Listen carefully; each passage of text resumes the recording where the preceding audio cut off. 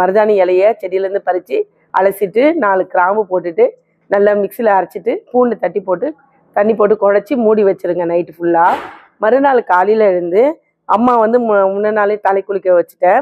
இப்போ மறுநாள் காலையில் வந்து அந்த மருதாணியை போட்டுட்டு ஒரு மணி நேரம் ஊற வச்சுட்டு 1 மணி நேரம் நான் போடும்போதே சிகப்பாயிடுச்சு அம்மாவுக்கு தலையில்.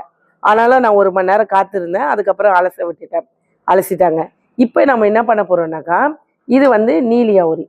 நீங்கள் என்ன பண்ணுங்கன்னாக்கா, ஒரு 3 ஸ்பூன் டீ தூள் போட்டு நல்லா கொதிக்க வச்சுட்டு அதை வடிகட்டி அதை போட்டு நீங்கள் வந்து அப்ளை பண்ணிக்கோங்க தலையில்.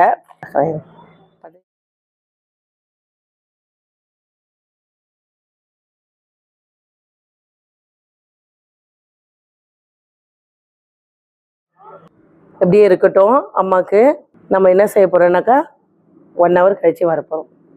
அந்த அவுரி போட்ட வரலாம் பாருங்கள், கருப்பாயிருக்கு பாருங்கள்.